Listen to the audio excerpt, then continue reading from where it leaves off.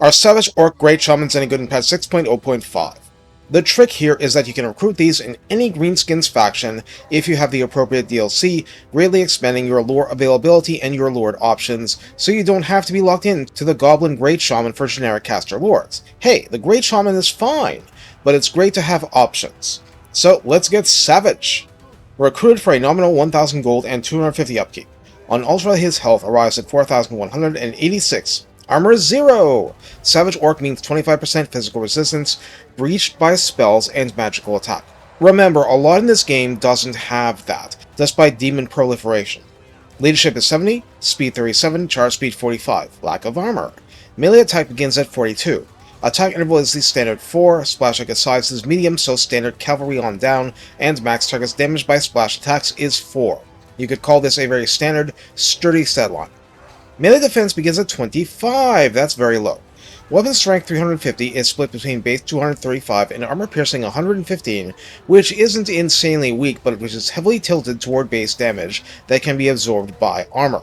Charge bonus 55 is on the high side for a footlord, and mass is 1200.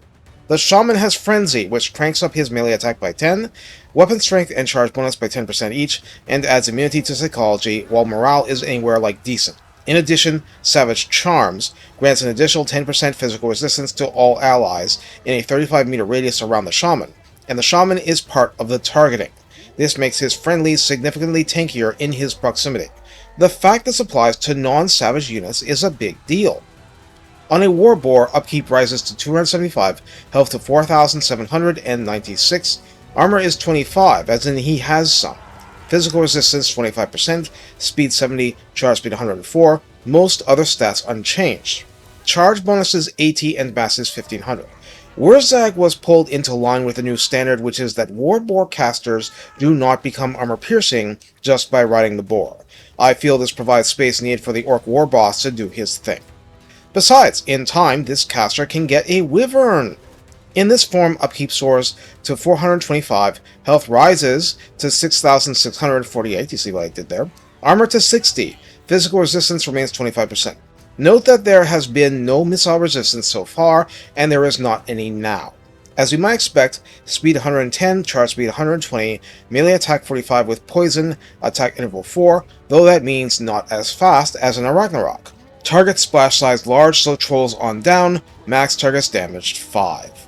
Melee defense 32 base is actually better by 7. Weapon strength 450 is split base 150 and armor piercing 300. Charge bonus 80, mass 2300. Of importance to note, on a Wyvern he may inflict fear and terror, and does fly, and is a siege attacker, but Frenzy doesn't seem to apply.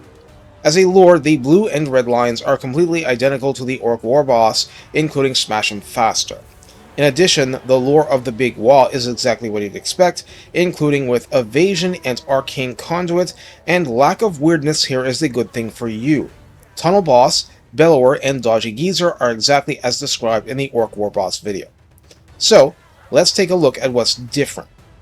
At rank 10, the Shaman can pick from 3 mutually exclusive 1-pip wonders. Paint the Boys grants leadership plus 6 and physical resistance 10% for all Orc infantry in that army. They don't need to be Savage Orcs. Paint the Boars as plus 10% speed and 10% physical resistance for all Boar units, and that should mean Boar chariots as well. Paint the Beasts applies 10% physical resistance and grants 15% spell resistance to Trolls, Giants, Ragnarok Spiders, Colossal Squigs, and Rogue Idol units, so it's your big boys affected by the big lads in the red line. Open at rank 12, the personal line begins with one of the boys, which grants the Shaman himself melee attack plus 5 and weapon strength plus 10%, which can't be bad for your side.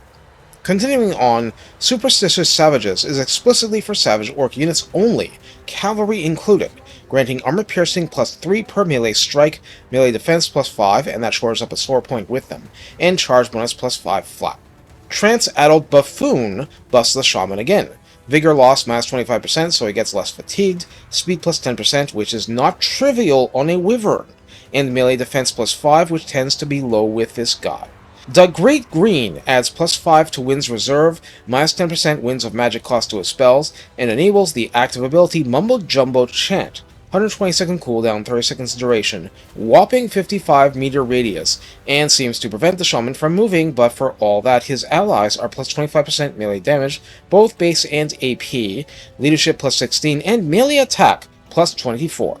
If you can get away with this, that's pretty insane, especially because that's separate from big wall spells, wall army ability, smash them faster, so yeah. So how do we use the Savage Orc Great Shaman? Aside from avoiding disaster with a mumbo-jumbo chant, it's not complicated. This is a lord who needs to fear magical attack acutely, but otherwise provides a lot to friendly forces. He's less squishy than most casters, he's better at offensive smacking than most casters, and his lore helps further. You mainly need to concern yourself with getting the entourage necessary for success. Bottom line, making the Great Shaman a potential flying Foot of Gork caster can get absolutely insane, but you need to pick your spots, not overextend, and make the enemy pay for mistakes. The overall flexibility and resilience makes him a worthy addition to your forces. I don't want to pad this section precisely because there's not much new to say, but that's in a good sense. There are relatively few downsides to worry about, and a lot of flexibility on offense. Take care, and have fun inflicting Gork's pain on the Greenskins' many foes.